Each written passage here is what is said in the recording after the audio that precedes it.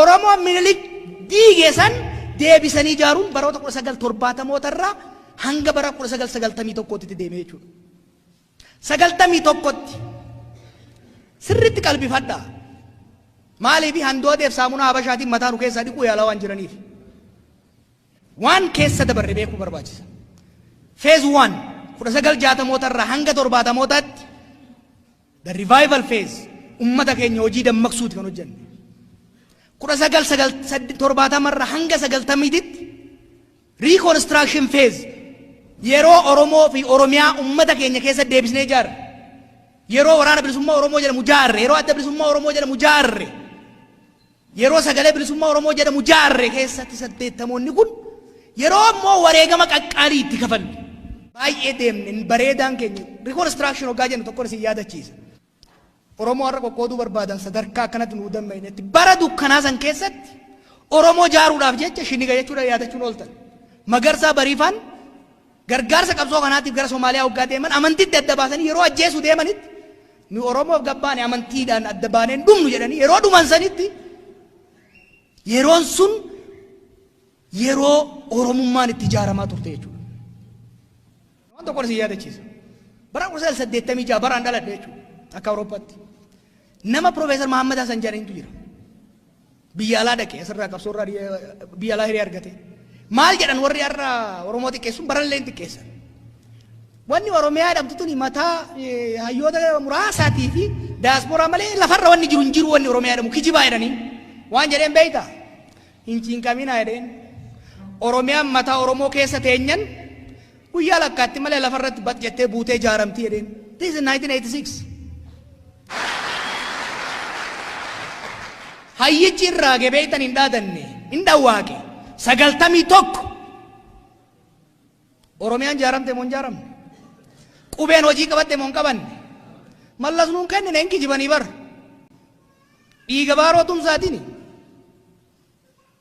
dhiiga ilmaan Oromoo kumaatamaatiin kan Hayilee Fidaatiin kan Taaddasee Birruutiin kan Maammoo Zammazammariin kan Badoo Dachaasaatiin Oromiyaan sun Oromoon irratti hojjetee dadammaqsee Oromoon wal ijaaretti osoo jarattiintu wixxifattu 91 Oromiyaa gadi ijaarree qubeen barachuu eegalle jechuudha. 91 Oromiyaan ijaaramuun abbaa fedheen haa guutamtu. Oromiyaan ijaaramuun qubeen barachuu eegaluun jajallattus hir'attus haphattus 91 irraa kaasee hamma 2018tti hojiin hojjetamaa ture. Oromoo dammaqee ijaarame san Oromiyaa dammaqiinsa uummataa sammuu Oromoo keessa ijaarame san hojiirratti hiikudha jechuudha.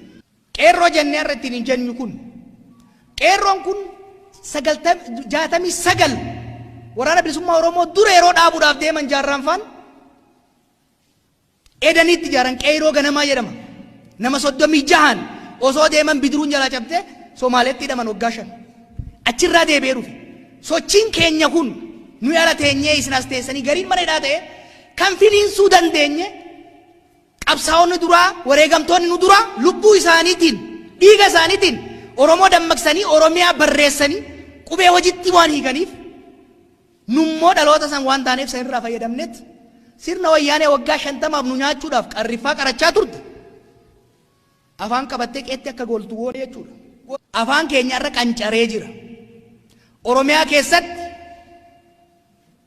afaan kun waggaa 27 kana uf duuba deemaa jira malee guddachaa deemaa dhabuun manneen jire hojii adda addaa keessatti even manneen Oromiyaa yoo dheettan waan naannoo biraa dheettan itti fakkaata isin fakkaata kaasamu afaan hundaan afaan biraatiin aadaan keenya amma humnaan xiqqoo irreecha kanaan jabeeffataa dhufne malee aadaa keenya irratti qorannaan gahaan godhamaan jiru promoshiniin gahaan godhamaan jiru qabeenyi wayyaan irraa hambifanne arras ormatu itti fayyadama malee dargaggeessi keenya hojii dhabee jiraata. Isinitti himu haga feete eenyummaa kee deeffatte haga feete qabeenya kee deeffatte mootummaa siif ta'u yoo hin qabaatin mootummaa siif ta'u yoo jedhee sodaatu yoo qabaatteen alatti eenyummaa keetis guddisuus tikfachuus hin dandeessu. Qabeenya hattuu fi saamturraa hambifattes misoomfachuu guddifachuu hin dandeessu. Miidiyaa kanan lallaala kaadiree waan haasoftu laala. Bakka wayyaan illee qilleensummaa fuudhee waan deeme itti fakkaata.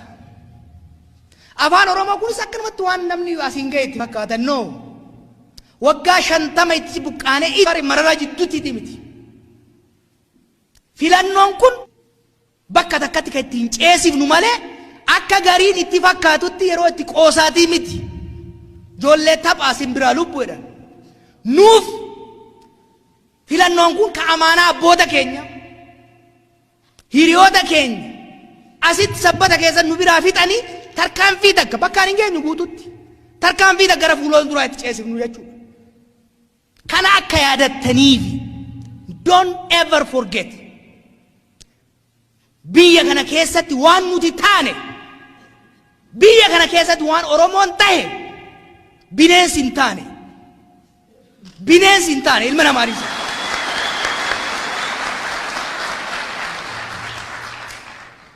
Dhaamsi ani isiniifis qabu qeerroo keenyaafis qabsaa'otaafis qabu waan haaraa uumaan jiru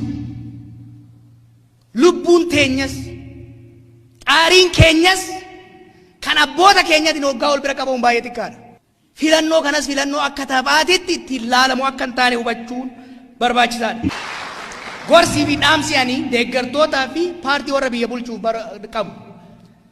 Qabeenya guddaa qabdan naggaadee doorsiftanii miseensarraa guurtanii mootummaarraa hattanii biyya alaatii maqaa keenyaan liqeeffattanii ka qabdan san isiniif rabbitti wal gaafata qabeenya qabdaniin hanga dandeessan nama bitadha rakkoo irraa hin qabnu.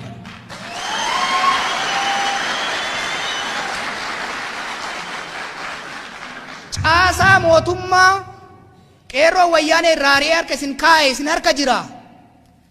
Odoo haqallee ta'uu baatanii itti fayyadamaa sunillee nu yaachiftu jennaan.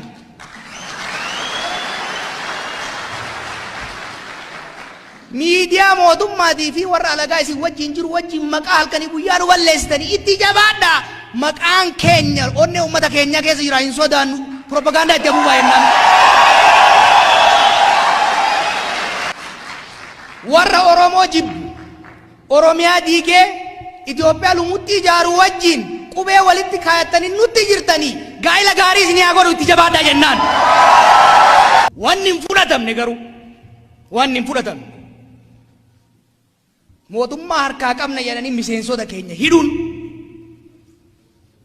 aangoo harkaa qabna jedhanii hogganoota keenya ajjeesuuf doorsisuun waajjiroota keenya banuun never kun fudhatama hin qabu jennaan. Mee waaqa isin uume sodaadha.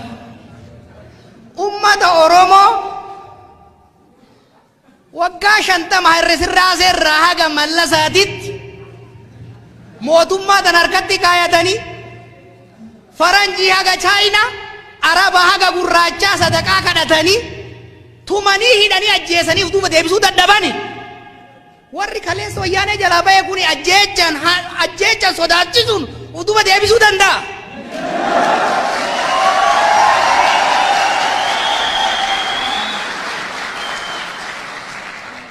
Waan tokkon sodaatina. Never doubt ummata Oromoo. Ummata Oromoo dhibbaa dhibban itti amanan. Ummata dhugaa qabu akka ta'e. Ummata tokkummaa cimaa qabu akka ta'e. Shufuroon gandaaf amantiin fiffiidu. Gabaan Oromoo isinitti himu.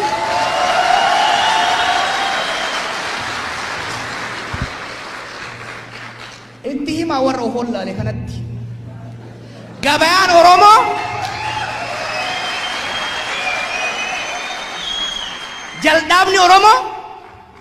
jaldaabni Oromiyaa liishoon isaa dhiiga qabsaa'otaatiin tolfame. Girgiddaan isaa muyni isaa lafee goototaatiin dhaabame. Abadan jumlaa malee chirichaaroo hin bitatu kana itti himaa.